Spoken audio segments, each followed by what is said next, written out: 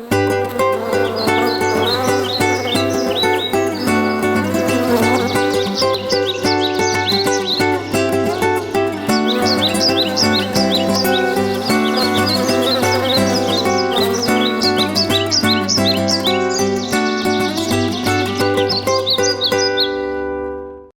I'm Leah from Just Frank. One of the most common questions I'm asked about being a vegan is, what do you eat? Basically everything except animal products.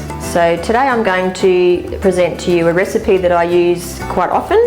It's a chickpea burger and it's very versatile, can be used in so many different ways, both hot and cold. And I just want to show you today how easy it is to prepare.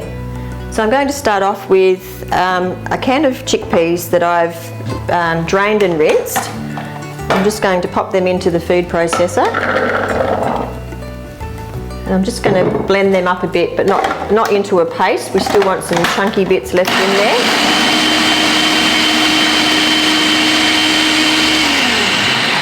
So you still want to see pieces of chickpea, but it needs to be blended up enough so that it's going to bind together. And next I'm going to put in a can of sweet corn, also drained. Mix that up.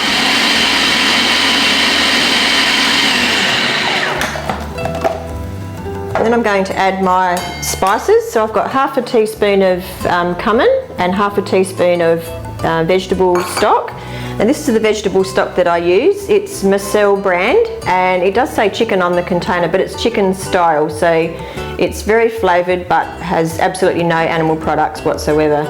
So that's in there. I've also got the rind of a lemon and about 1/4 cup of fresh parsley. I love parsley, and there's also a pinch of pepper in there. So we're going to blend that up again. Just scraping down the sides so we can get it all blended up evenly.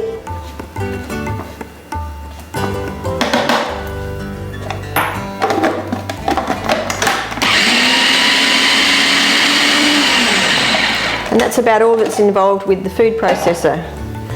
I'm then going to pop the whole lot into a bowl.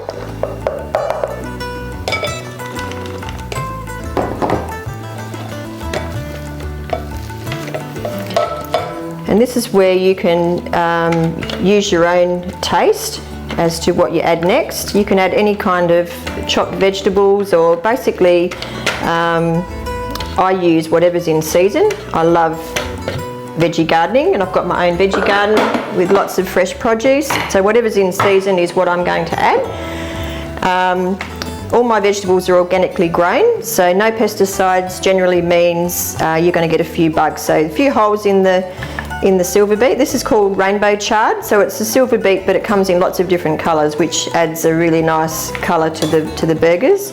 So I'm just going to cut the vein out of the centre, so we've just got the soft part of the leaf,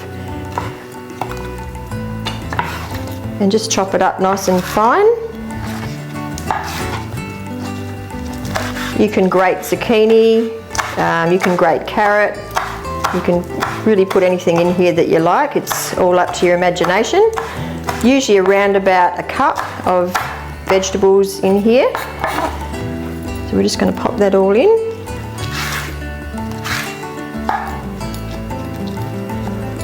Lots of iron and vitamins in your greens, so definitely adds a lot more vitamin content to your burgers. The chickpeas are very high in protein, so not having meat in your diet. A lot of people ask, how do you get your protein? It's a bit of a joke amongst vegans. We know it's the most asked question, but there's protein in everything. There's protein in all vegetables.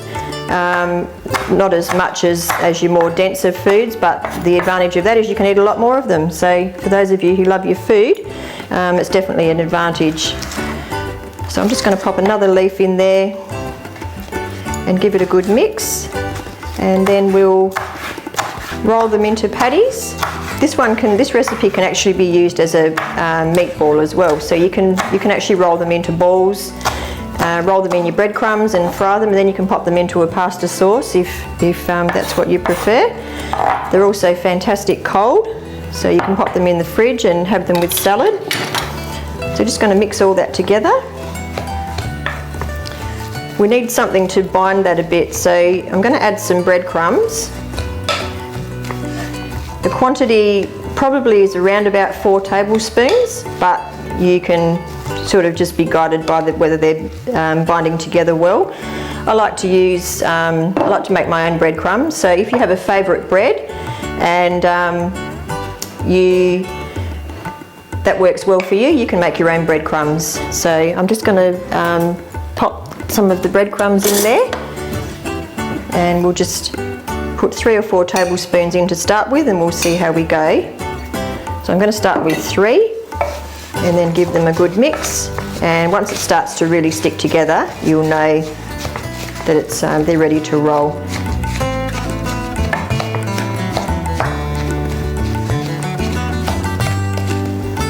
So another couple of tablespoons.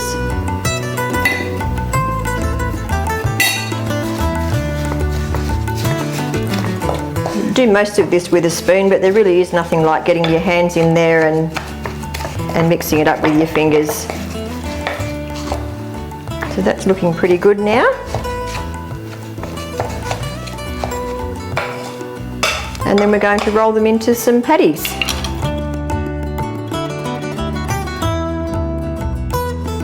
And depending on how many patties you want, as to the size that you make.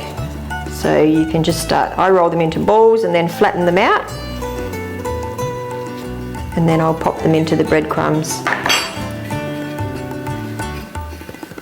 So they look lovely and colourful, and lots of goodness in there. Really simple recipe, and as I said, very versatile. So just keep until you finish the whole bowl, making them as uniform as possible. I like them all to look fairly similar. That's just one of my quirky behaviours, I guess, but it doesn't really matter, as long as they're all coated in breadcrumbs and you get that nice crunchy outside.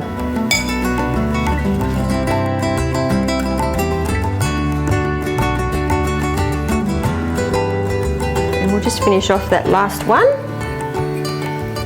with a nice crunchy coating again. And there we go. And now we're going to cook them. Okay, so I've had these in the fridge before I pop them in the frying pan for about 45 minutes. It just firms up the burger so they stay together a bit better once they're cooking. And they've had about 4 or 5 minutes on one side, and I've turned them over. So they're probably just about done, and just the way we like them, crunchy on the outside. You can hear that as you tap them, they're nice and crunchy, but they'll still be nice and soft inside. So I'm just going to turn that off, and we'll pop them over now and get them ready for plating up. Okay, so the beauty of these burgers is you can then make them as complicated or as simple as you like. I like them to be quite simple, so I just prefer a few slices of tomato, and then I just sort of fill in the gaps.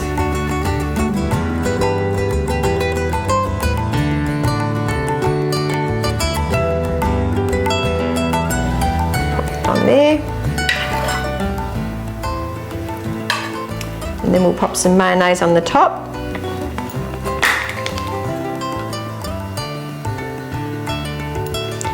Just like that. Be as generous as you like. Bit of lettuce to finish off.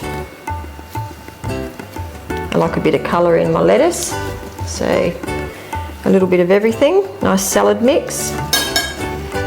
And then the top's on, and it's as simple as that. Fantastic Sunday night burgers.